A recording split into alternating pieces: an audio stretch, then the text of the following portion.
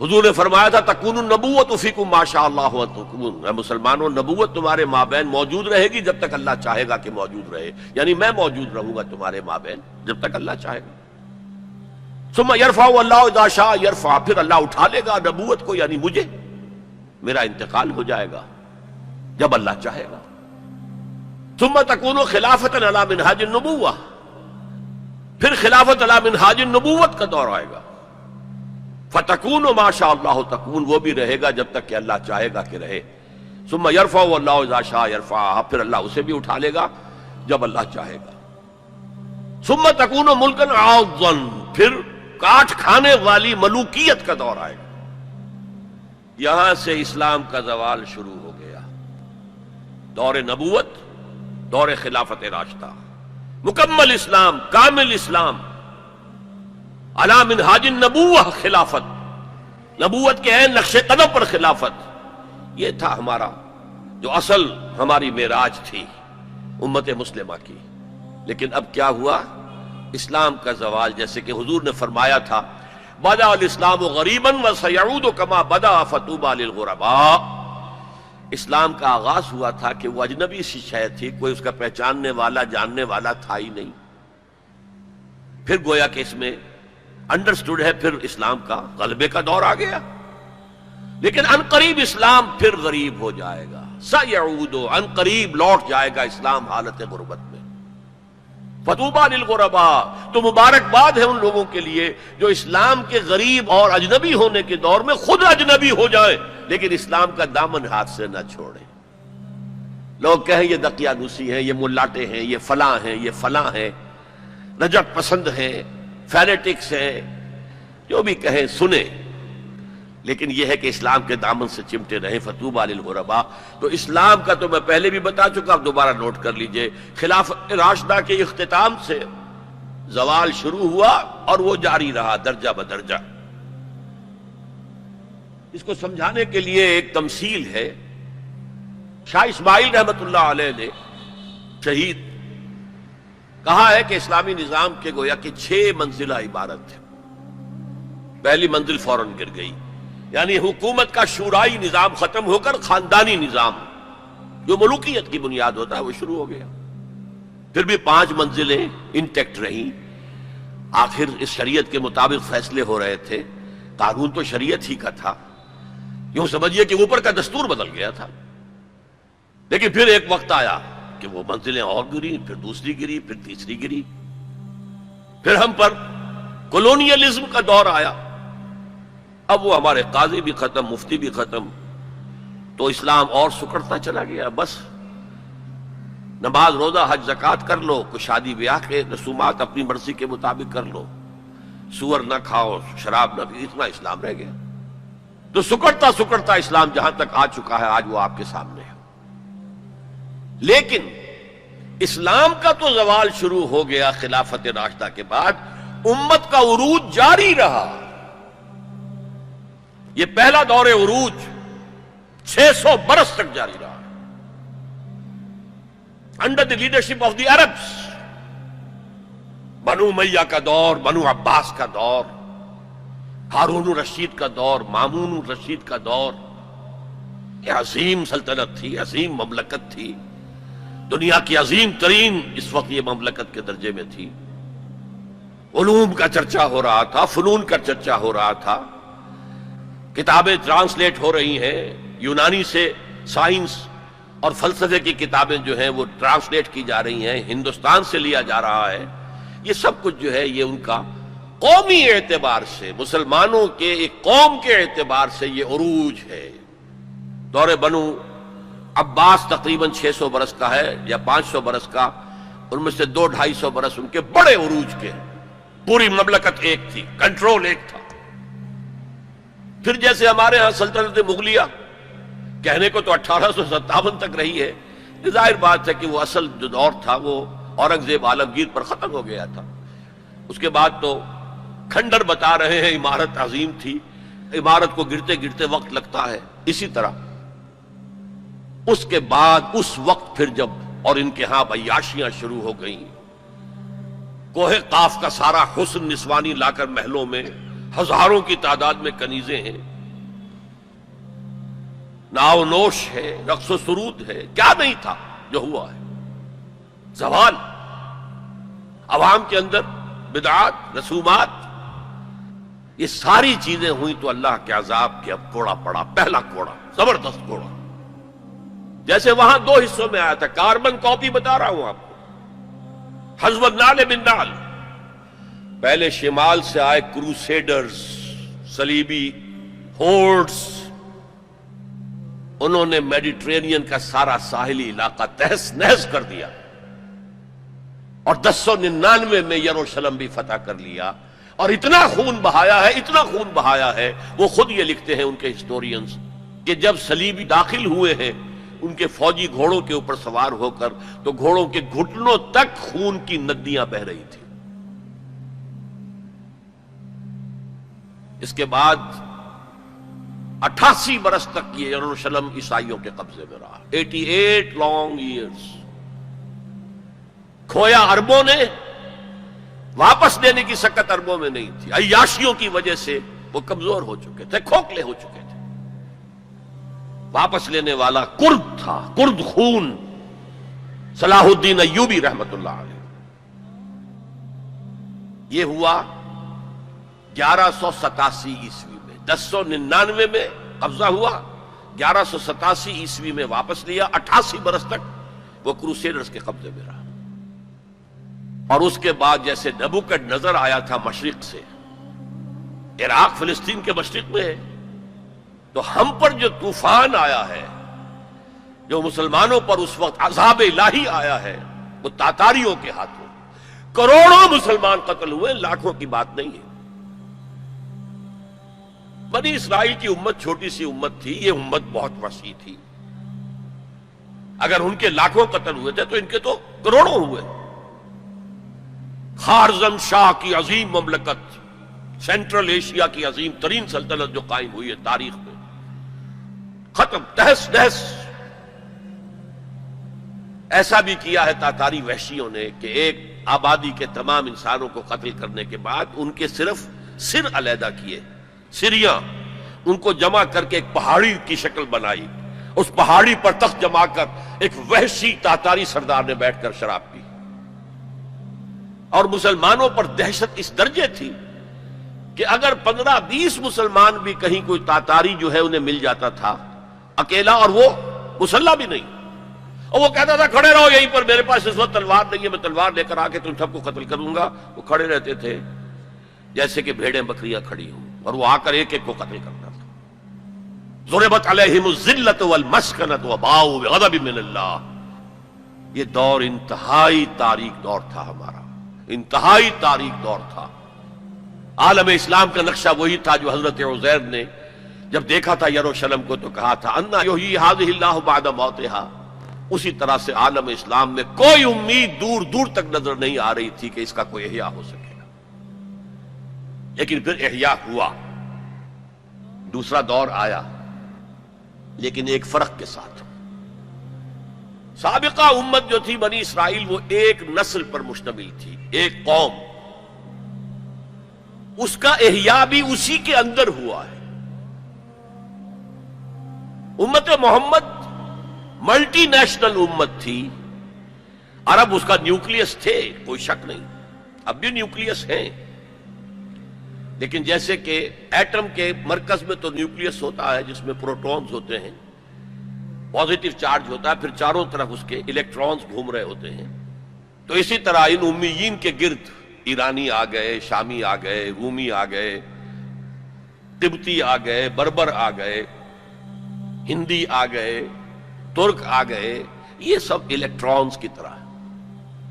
لہذا اب جو احیاء ہوا ہے امت کا، وہ غیر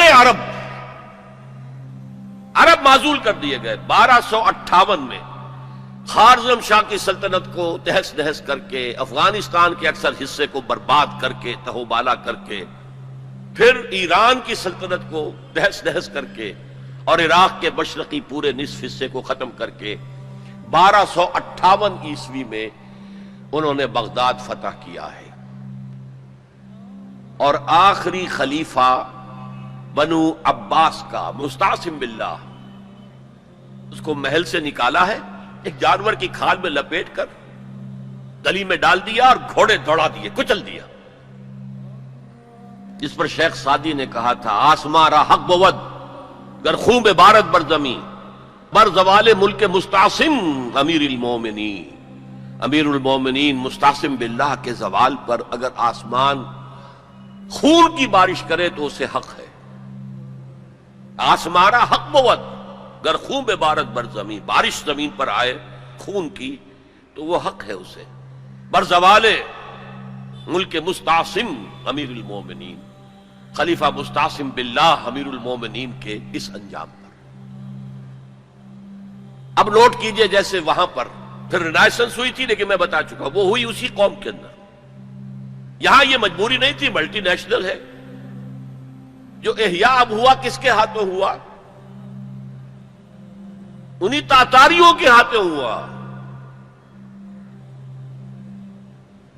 ہے آیا فتنہ تاتار کے افسانے سے، پاسباں مل گئے کعبے کو صنم خانے سے، جنہوں نے کروڑوں مسلمانوں کو قتل کیا، اسلام نے انہیں فتح کر لیا،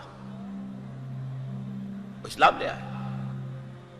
اب جو عالم اسلام کے اندر قوتیں ابھری ہیں، کوئی ایک مرکزی حکومت تو اس کے بعد نہیں بن سکی، اور عربوں کو اس وقت سے جو ڈیپوز کیا گیا، معزول کیا گیا، امت مسلمہ کی قیادت ان سے چھین لی گئی۔ اور یہ وہ بات تھی کہ جو بالکل شروع میں سورہ محمد صلی اللہ علیہ وسلم کہہ دی گئی تھی، ان تتولوا یستبدل قوما غیرکم، اگر تم پیٹھ دکھا دو گے اس مشن کو جو ہم نے تمہارے حوالے کیا ہے تو اللہ تعالیٰ تمہیں ہٹا کر کسی اور کو لے آئے گا۔ That happened in the mid 13th century of Christian era. Fall of Baghdad 1298۔ اب اس کے بعد وہ تاتاری ایمان لے آیا۔ اب تاتاریوں میں سے یہ سب ترک ہے، ترکش ہورڈز، ترکان تیموری جنہیں ہم مغل کہتے ہیں، ترکان تیموری، انڈیا میں ان کی مملکت عظیم قائم ہوئی، ترکان صفوی ایران کے اندر ان کی مملکت قائم ہوئی، ترکان عثمانی اناتولیا کے علاقے سے وہ سردار جو تھا ترک سردار عثمان، اس نے آگے بڑھ کر حکومت ایک بنائی ہے، اور وہ جس طرح پھر پھیلی ہے، پورا مشرقی یورپ اس نے فتح کیا ہے۔ ترکوں نے قسطنطنیہ فتح کر کے پھر مشرقی یورپ میں ویانا تک کا جا کر محاصرہ کیا ہے، پورا مغربی ایشیا اس کے تحت آ گیا، پورا شمالی افریقہ اس کے تحت آ گیا۔ جو کبھی گریٹ رومن امپائر ہوتی تھی، بالکل اس پیمانے کی گریٹ آٹومان امپائر دنیا میں قائم ہوئی۔ یہ سلطنت عثمانیہ، اس میں 400 برس تک خلافت بھی رہی، خلافت عربوں سے منتقل ہو کر ترکوں کے پاس آ گئی۔ خلافت عثمانیہ جسے ہم کہتے ہیں، اگرچہ وہ ملوکیت تھی، بنو امیہ کا دور بھی ملوکیت کا دور تھا، بنو عباس کا دور بھی ملوکیت کا دور تھا، اور یہ جو خلفائے عثمانی کہلاتے ہیں ترک، یہ بھی ملوکیت کا دور تھا۔ ملکن عاضن، کٹکھنی ملوکیت۔ یہ دور جو ہے یہ کافی طویل رہا ہے، 400 برس تک تو خلافت بھی رہی، اس کے بعد پھر زوال آیا۔ سلطنت عثمانیہ بھی یورپ کا مرد بیمار بن گئی، زوال آتا ہے، ہر کمال راہ زوال ہے۔ جیسے کہ اسپینگلر ایک فلاسفر آف ہسٹری ہے، اور اس نے کہا ہے کہ قوموں کے عروج و زوال کا معاملہ عام انسانوں کے عروج و زوال کے مشابہ ہے۔ انسان پیدا ہوا، جوان ہوا، طاقت میں آیا، قوت میں آیا، جوش ولولہ، پھر ادھیڑ عمر ہوئی، پھر ڈھیلا پڑا، پھر بوڑھا ہوا، پھر مر گیا۔ قومیں اسی طرح ابھرتی ہیں، طاقت پکڑتی ہیں، پورے اپنے شان پر آتی ہیں، جوبن پر آتی ہیں، پھر قومیں ڈھیلی پڑتی ہیں، اور قوموں کے اندر زوال آتا ہے۔ عربوں میں زوال آیا تو اللہ تعالیٰ نے ترکوں کے حوالے کر دیا۔ اب ایک نقطہ نوٹ کیجئے، یہ جو ہمارے دو دور عروج آئے، ان میں سے ایک میں عربوں کے جو زیر قیادت دور تھا اس میں یورپ میں داخل ہوئے مسلمان عرب اور بربر جبل الطارق کے ذریعے سے، طارق ابن زیاد کی سرکردگی میں، جو موسیٰ ابن نصیر کے بہت بڑے جرنیل تھے، اور آئیبیرین پیننسلا پورا فتح کر لیا، پورا موجودہ پورچگل اور اسپین پورا کا پورا، پائرنیز کو کراس کیا، سلسلہ کوہ جو ہے جو فرانس کو علیحدہ کرتا ہے اسپین سے، آئیبیرین پیننسلا سے، اور ہارٹ آف فرانس تک پہنچ گئے۔ لیکن وہاں ایک بڑی زبردست شکست دی ایک بہت بڑے فرانسیسی سردار نے۔ یہ 732 کا واقعہ ہے، حضور کے انتقال کے 100 برس بعد۔ 632 میں حضور کا انتقال ہوا، 732 میں بڑی زبردست شکست ہوئی۔ حالانکہ جبکہ یہ سیلاب جا رہا تھا تو عجیب بات ہے جو آپ نے شاید کبھی نہ سنی ہو، انگلینڈ میں شہنشاہ تھا ایمپرر ہوسا، HOSSA، وہ ایمان لے آیا۔ اس نے دیکھا آ رہا ہے یہ سیلاب، میرا بھی ستیہ ناش ہو جائے گا۔ پورا آئیبیرین پیننسلا ان کے سامنے جو ہے وہ پامال کر چکے ہیں۔ وہ اسلام لے آیا، اس نے وفد بھیج دیا اسپین میں کہ میں تو اسلام لے آیا۔ بعد میں جب مسلمان ریٹریٹ انہیں کرنا پڑا فرانس سے نکل کر اور رہ گئے پائرنیز کے ویسٹ ساؤتھ ویسٹ ہی میں، تو پھر وہ دوبارہ عیسائی ہو گئے۔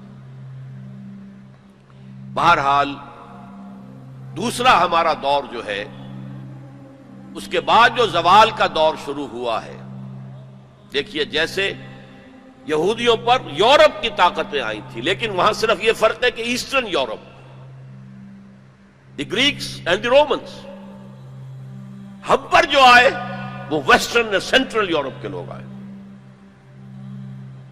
ایک بات نوٹ کر لیجئے، ہسپانیہ کی یونیورسٹیوں نے یورپ کو بیدار کیا، ورنہ اس سے پہلے یورپ ڈارک ایجز، وہ خود کہتے ہیں ہماری تاریخ کا سیاہ دور،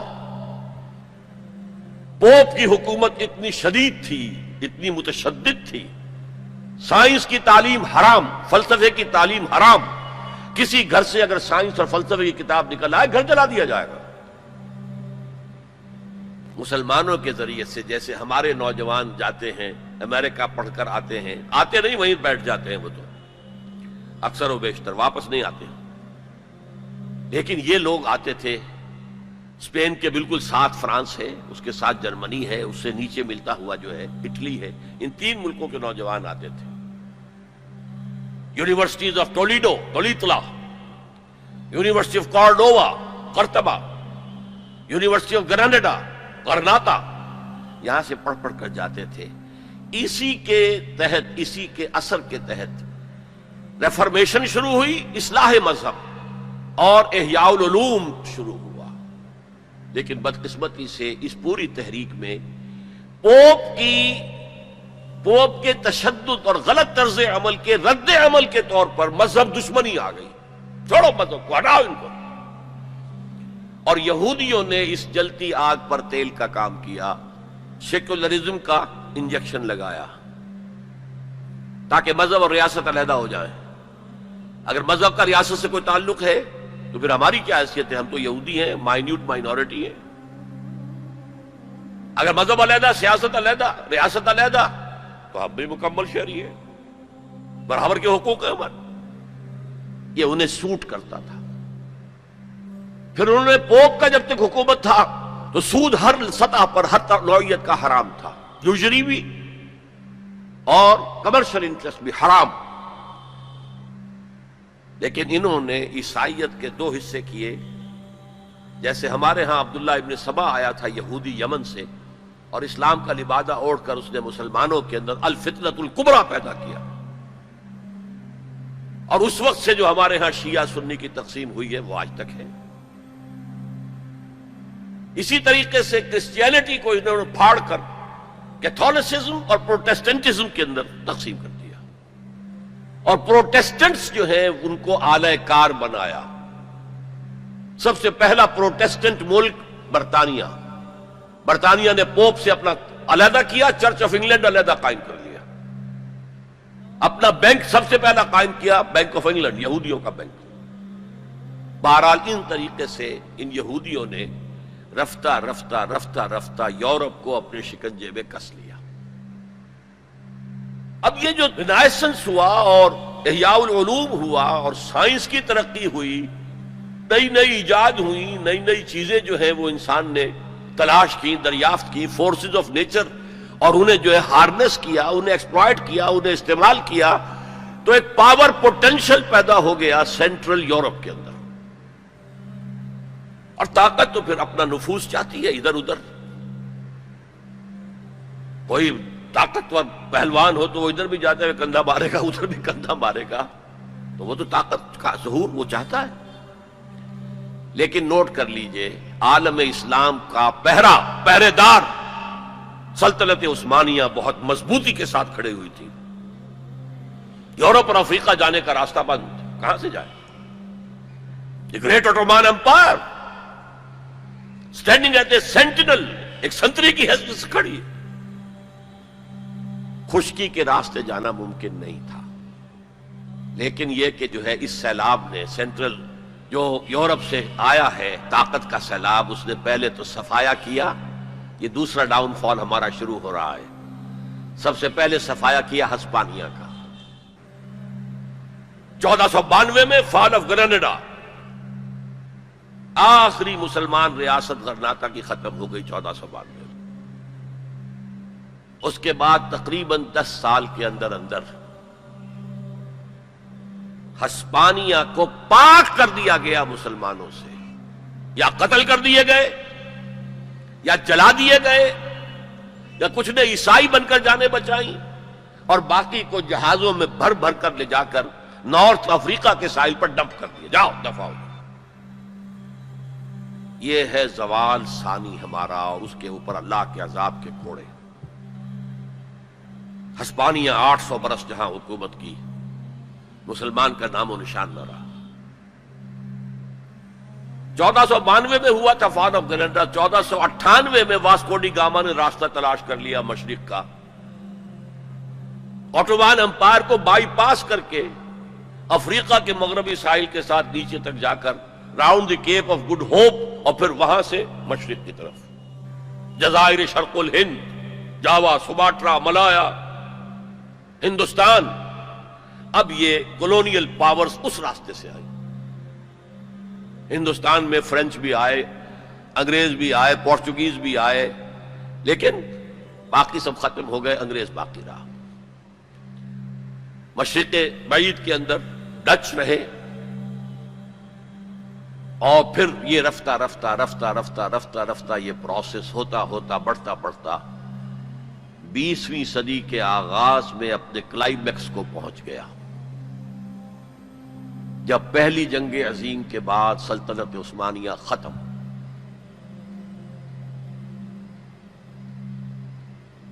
حصے بکھرے، بلکانائزیشن جسے کہتے ہیں، بلقان کی ریاست میں یہ سب کیا تھی؟ یہ تو ترکوں کی حکومتیں تھیں۔ یہ جو کوسوو میں اور بوسنیا میں جو مسلمان ہیں، یہ کن کی یادگار ہیں؟ باقیات الصالحات کن کی ہیں؟ اسی دور کی، ترکوں کے دور کی۔ لیکن اب سلطنت عثمانیہ بھی ختم۔